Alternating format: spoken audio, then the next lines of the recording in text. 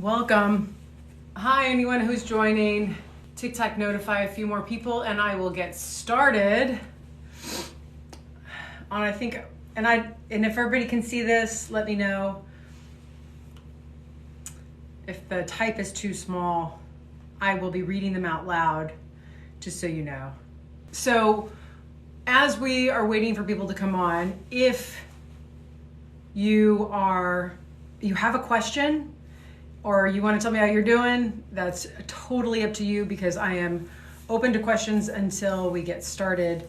If you have any question about codependency or anything that I've been posting more recently, and I don't know if you've noticed, but I have been focusing more on at least bringing awareness around how codependency and men codependency and shows up in men in ways that is different from women. And I have been obviously playing a lot of the skits myself, so not everyone can relate.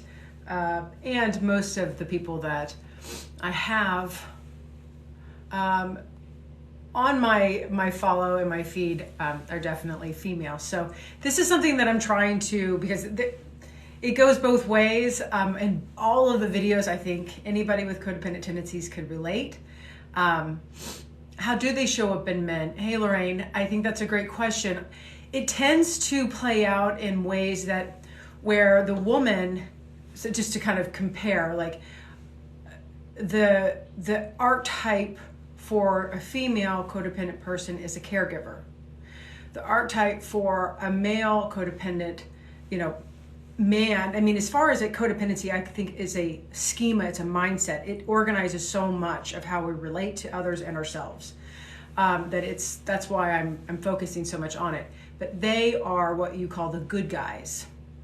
A lot of people have written books about the good guy complex. They are also falling into kind of that group, again, of an archetype of a hero, of the rescuer, generally have more emotional depth than men that lack codependent qualities, but it doesn't mean that they learned about themselves emotionally. It's a difference, and I think that this is true across the board. So that goes in both directions. So.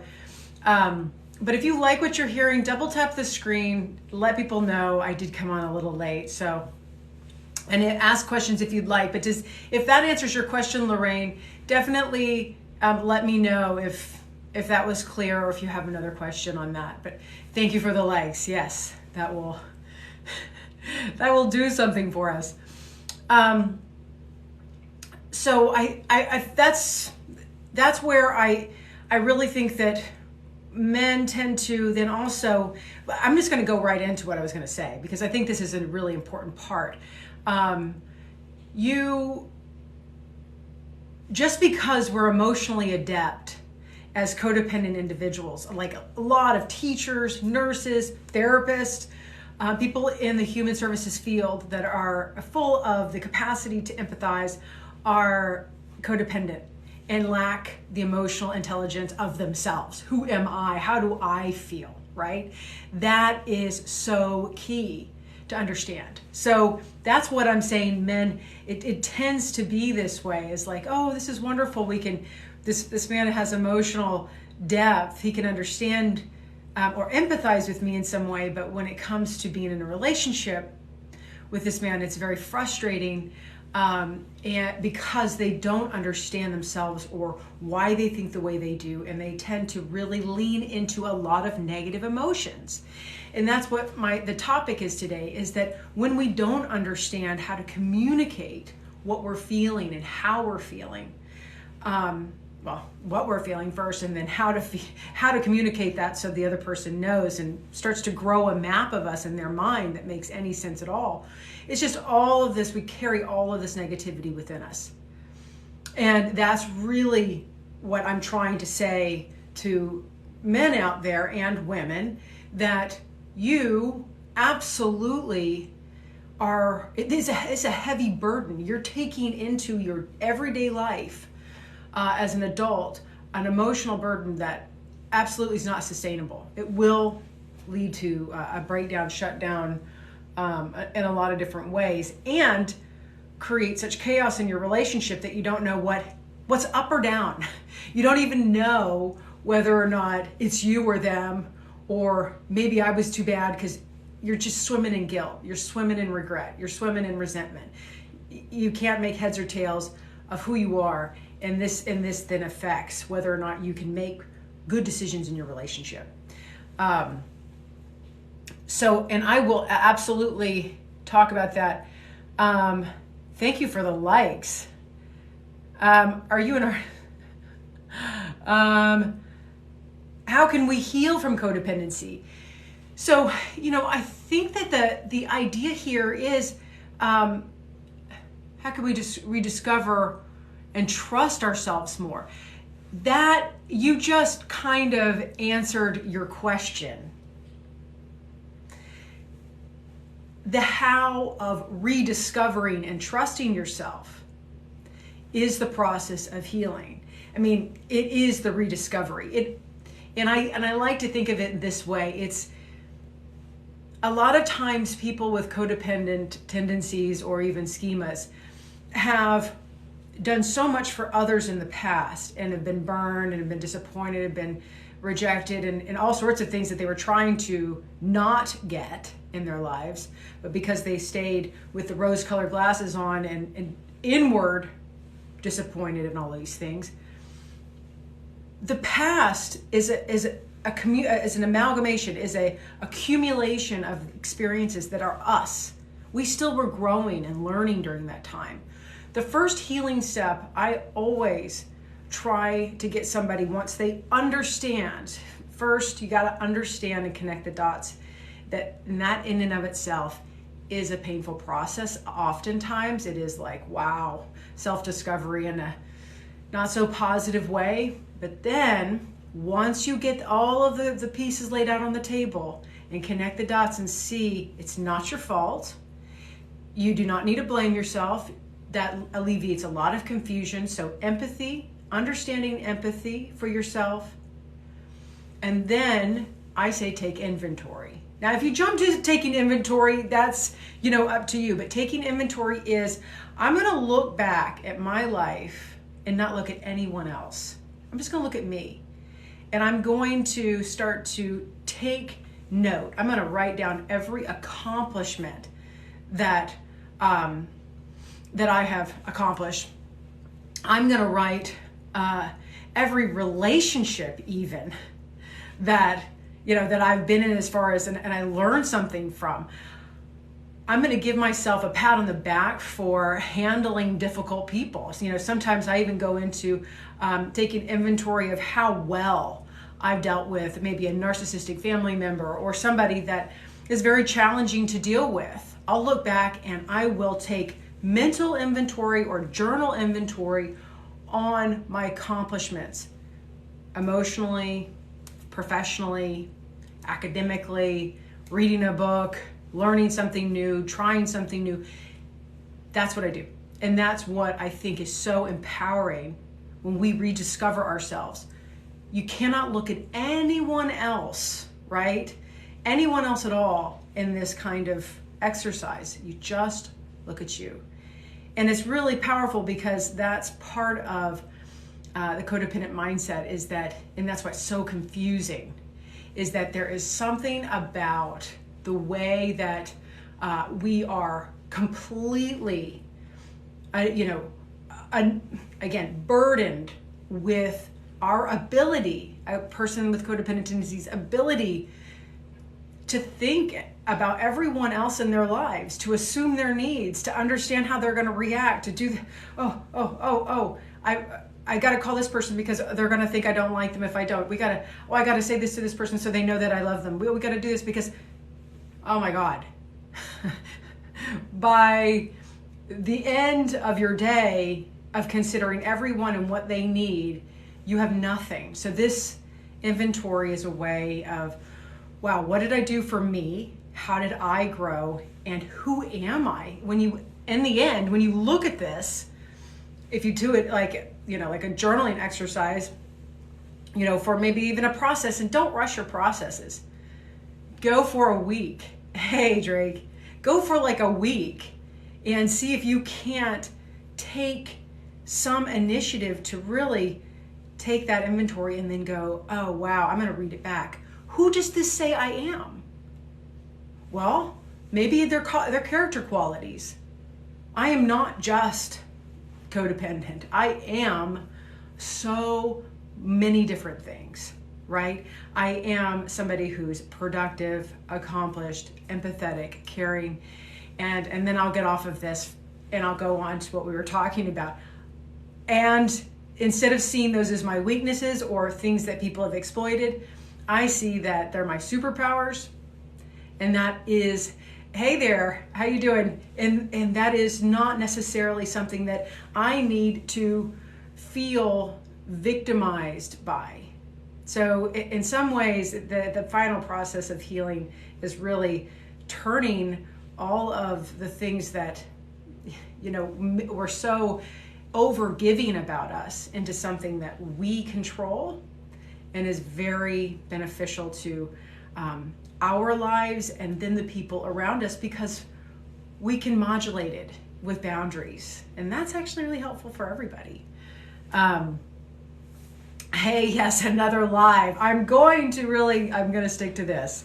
But welcome everybody. And if you have any other questions, let me know. But I think that this is more like I am trying to, in the work on TikTok, just like anything else, try not to rush into solutions, but spend some time in understanding the issue, right? And the issue is so broad and it affects so many of us in ways in our lives that I think are nuanced, unconscious, in our relationships, that we do need to spend some time connecting the dots. And I think that as, I'm not sure if people, want to know this, but psychoanalysis and psychodynamic work is more about understanding and insight than it is about solution. But I do think a balance is important. However, if what I find in self-help work is that if you just jump to the solution and you haven't done the emotional work yet to understand the pain points and the difficulties and the fears and all the things that are, the low self-worth, all that here, the solution just starts to, it can't hold that. This part that's the problem needs to be dissolved, needs to be understood and over time deconstructed. So I think that this is the one thing that we were talking about and I've been talking about a lot, that I'll start with, is a lack of sense of self. And this obviously comes from, and when we define codependency, we find that, okay, not only as children do we not necessarily have, like, we're not born going, yes, I'm Bianca and this is who I'm going to be and this is how I feel about things. No, we don't even know that we're a being separate from our mother, and we actually start to learn about ourselves through the eyes of the other. As they look at us, we understand us. If they're smiling, then we smile. So we're this mirror, this sponge that starts to relate to ourselves through the reaction of the other. It's very powerful, and our mind starts to form around these interactions. Thank you for the follows and likes and all of this. You guys are great with sharing and boosting this and getting out there. But I think that's one of the things that I discussed last night, and I think this is really profound, so I'll share it here, which is what is in the center. A lot of times what we're trying to protect in codependency is a very vulnerable sense of self that doesn't have a lot of self-worth built up into it, low self-esteem, and obviously has given that over. We can feel good about ourselves if we're high performers, if we are constantly giving. But if mom was disapproving, or mom was depressed, Mom didn't even have to be disapproving of us. If our family or our caregivers felt a certain way in their lives when they were raising us, it is detrimental to our conceiving of ourselves, this nascent form, this seed. So a lot of times this seed becomes too vulnerable, and we see that basically we start growing up in this environment and see, oh, I got to protect. I have to protect myself from all of these negative things happening around me, but it never grows. So this seed never gets sunlight. We immediately build a defense. I need to pay attention to the other. I need to anticipate their needs. I need to stay. And so what I find is that when we work in codependency, we sense a void. We sense, again, an emptiness or a darkness or a lack of containment. Thank you.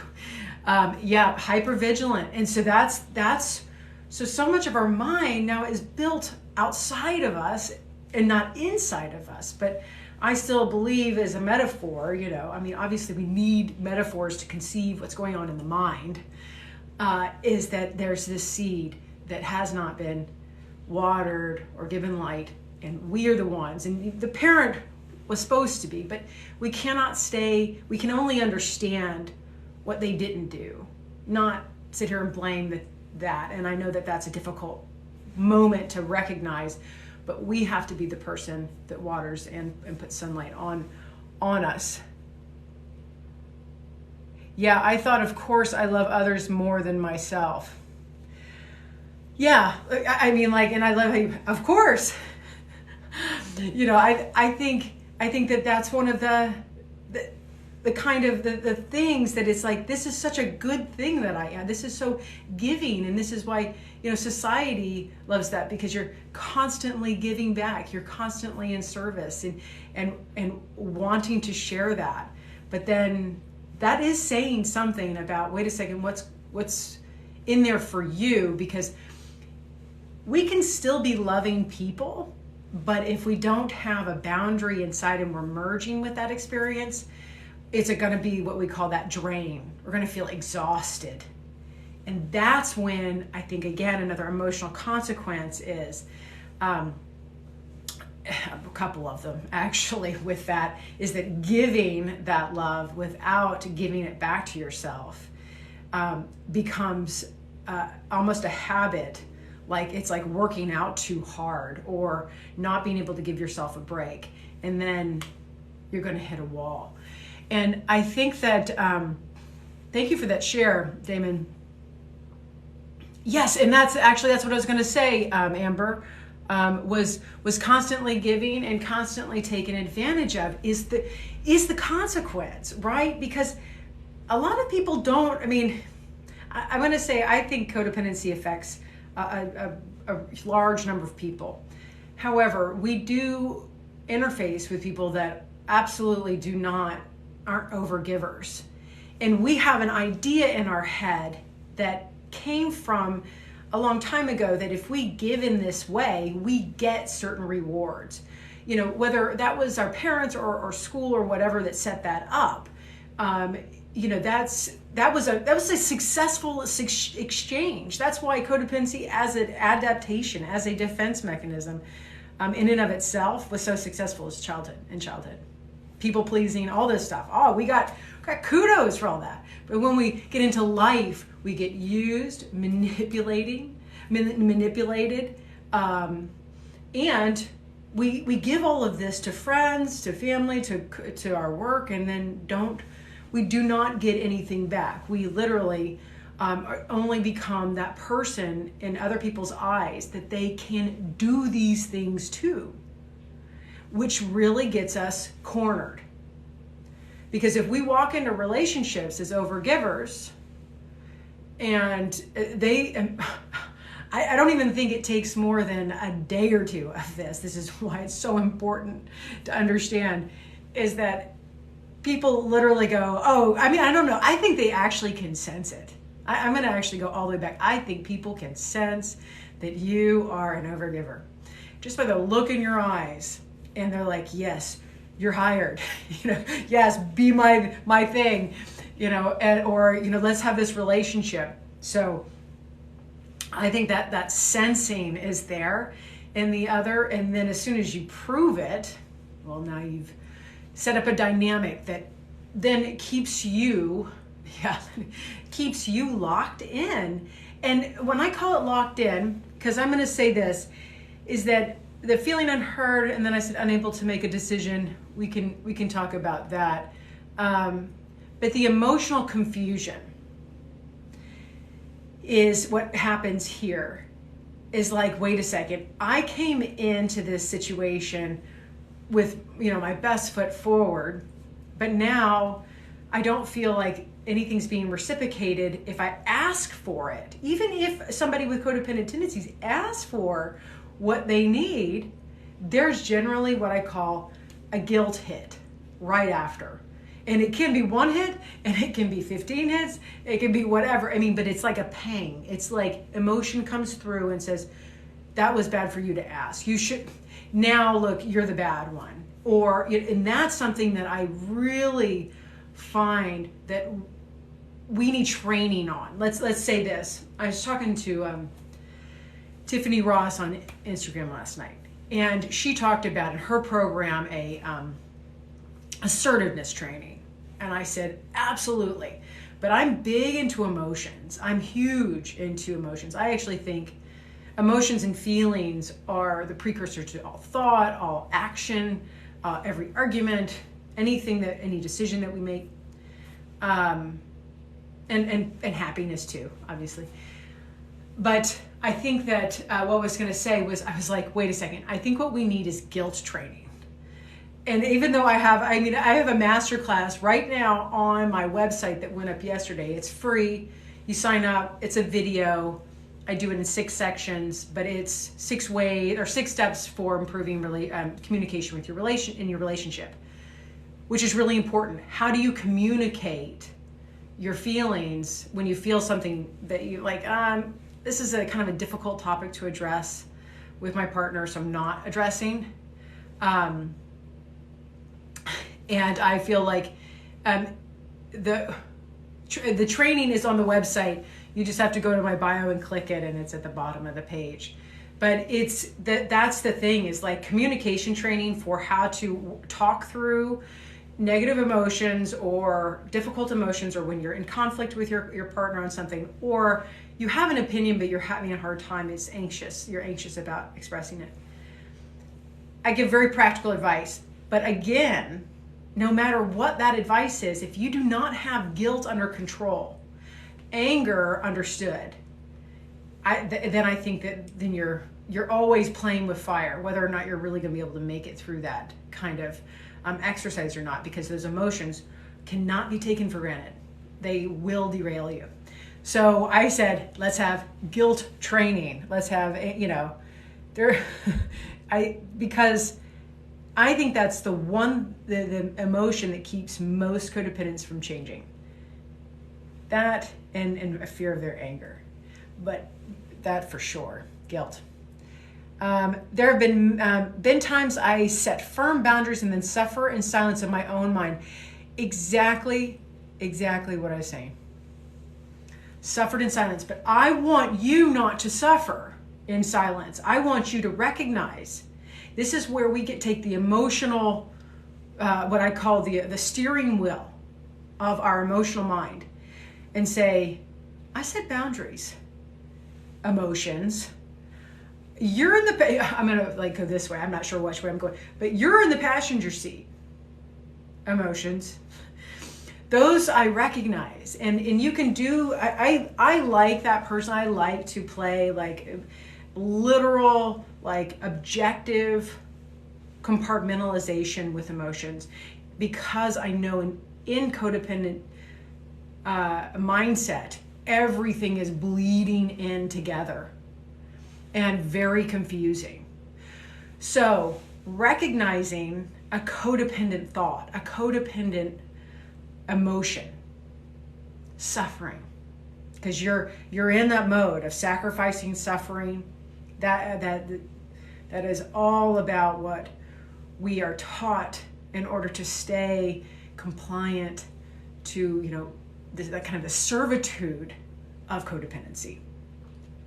So those kinds of beliefs, those kinds of thoughts are taught to us, but then they're reinforced in our own mind. We have to call a spade and go, absolutely, I can have a thought that is totally habitual, that has nothing to do with me, that I'm allowing it to like hang out in my mind. I'm creating space for a codependent mindset, thought, habit, emotion. Nope. No, you know what? Real estate in my mind is so much more valuable than those kinds of thoughts. Those kinds of thoughts get to go hang out outside of me now. I have control of me inside. So this is where it's so important, like really saying something to yourself. There is nothing about verbalizing to yourself either internally or out loud. Nope. That guilt, I'm going to put it aside. I'm going to let it go. I know exactly what that is part of, and I'll see you later. I'm going to stick with the side of me that is self-protective, that understands that this is what's required to grow, and those guilt feelings will go away because I'm going to give myself a pat on the back every time they come up for doing what I had to do. And know I will be okay. I've got me. I'm going to take care of me. And that's what I'm going to do now. And anybody that doesn't respect what you do and bring that in, absolutely, then they need to fall away. They need to have their space and their time and go and do their own, that's another thing with codependency. We think we need people so close to us in order to control all of these ways of thinking about ourselves and others. No, we don't. We don't need to talk to people every day. We don't need to know what's going on. We don't need to show them, obviously within a context that you're comfortable with, but just saying, giving it some breathing room, right? Exactly. Thank you. I think sometimes I try to avoid that word control, but probably just not to set you off, but you heard that. But yes, it's very difficult when it's a parent that you were raised to respect. And I want to mention this, I'm doing a podcast, Emotional Warrior Radio.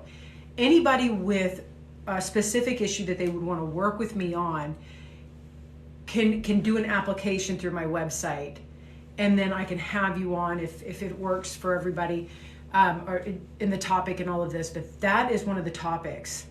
So you can apply over there. But I did a podcast with a young woman that is working on setting boundaries with her mother.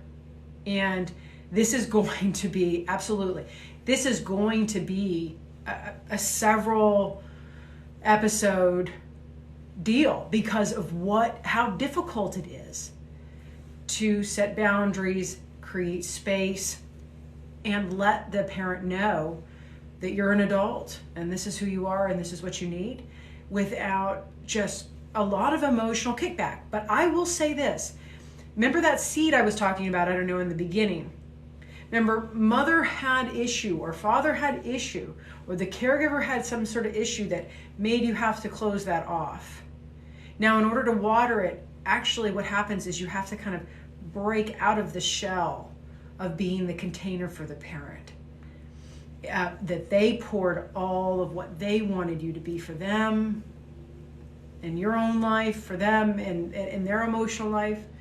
You're going to have to take that and throw that off. And that feels very destructive psychologically. But that's necessary, and it's not going to destroy your parents. This is always the fear. So yes, and the more manipulative, passive aggressive, or the narcissistic tendencies of the parent, because they didn't know how to parent, we're learning that.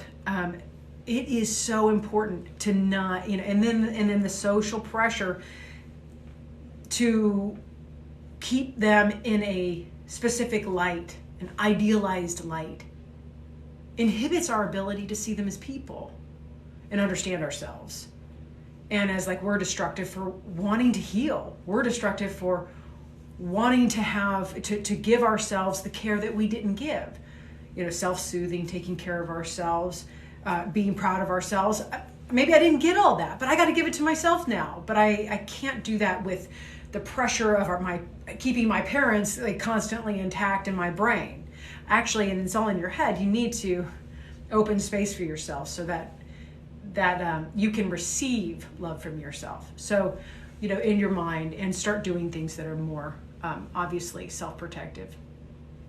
So I'm so glad that you guys are hearing this and resonating with you. I'm reading your comments as we go, and my boundaries are destroy my dad. He's a widow, and I feel the shoes of my mom. And that is so true. In that case like this, it is difficult. It is difficult, and complex. And I don't pretend to go, oh, okay, well, just because you know this, that means it's supposed to be easier. We still can't necessarily change our parents, but we've got to be able to understand, because even in divorce or anything where a parent is now without the other half, but definitely this is going to be a huge one, by the way, expect for baby boomer, adult children of baby boomers soon. And I think we should talk about it, because how we handle ourselves as adults and start to understand what our role, our responsibility is to ourselves, our families, and then our immediate family, our extended family. That is, we need to delineate how much responsibility they have to themselves and how much responsibility other family members have to that family member. It almost needs to be a very objective thing for a time, just so you don't get sucked in, because that's regressive. When you become, whether it's in a divorce or after widowing, or a parent gets sick and then the parent's always calling, you still need to set some amount of boundary for them and you. Like, you have to know that you cannot be the container for their emotional needs. And you can offer, though, say, hey, do you need help finding a support group? Do you need help finding friends? Do you need some sort of resource? Whether they take it or not, you don't know. But they also probably can handle more than you think for themselves emotionally. And that doesn't mean that it's not going to be some kickback. I mean, this is the thing. Codependency keeps us in a bubble, floating above the world, as if we're not necessarily going to feel the pressures of being human because we're good. But man, we got to get in there and go, yeah, they're mad at me. Yeah, but this is the way it is. Doesn't mean I don't love them. Doesn't mean I'm not going to be there for you. But our relationship's changed. And I'm better for it, and they have to deal with their lives. That's it. That you got to get to that place, even if it's your parent, especially if it's your parent. And I know I stir a lot of the pot on that one, but I love it because that's what has to happen. So absolutely, I truly appreciate you all being on and talking to me today. Your stories, to be honest, really make codependency make sense, right? I think the way that codependency has been communicated, in the general milieu or in the media or in how we come to understand psychological things, is that it's so minimal, like, oh, it's just because I'm addicted to relationships or this or that, and no, or alcoholism. But no, that's not the way. There is so much more. There's so much more to what codependency is that we need to see as a relationship issue and have actual examples in order to understand how deeply it's implicated in so many aspects of what we're struggling with emotionally. So yes, we definitely got this. And, and if anybody wants to work on this seriously, again, I think we're doing serious work here, and that's why I show up. But I will work more individually with all of you and be present. I'm not going to have a membership forum or a membership community where you just go on and see videos of me. I'm actually going to be running live masterclasses and live coaching sessions where, if you would like to get in the hot seat with me and present an issue, I can see you side by side. and we can talk together. I also have the podcast that's completely dedicated to offering in-session, public-private type of experience for issues of codependency and boundaries and all of this. So please do, if you are interested in healing, it won't 100% happen here. You're gonna have to make that leap over to a higher level of commitment to yourself and start to do the learning in a processed way. And so that's what I'm going to take you through over on the Emotional Warrior platform. And it's very, very affordable. Like, I am super excited about how affordable it is, where my therapy sessions haven't been. So what is the title of the podcast? Emotional Warrior Radio. I have one episode up now that actually is more of a fun introduction of me and the vision that I have for this podcast. But then the application, if you'd like to apply, is on my website to be on it. And then, but I will have the first in-session, public-private. Your face never shows up, but your voice does. And I don't use names, but you'll hear basically it's the interchange. And we talk about things very specific to codependency and relationships. That's what I'm going to continue to hover around, attachment issues, and developmental trauma. So mom issues are up first on that podcast, and I'll put that out later this week. So I appreciate you all, and I hope you all have a wonderful day, and I will see you back here tomorrow. Peace. Just subscribed. Sweet. Thank you. I can't wait to see you. Bye now.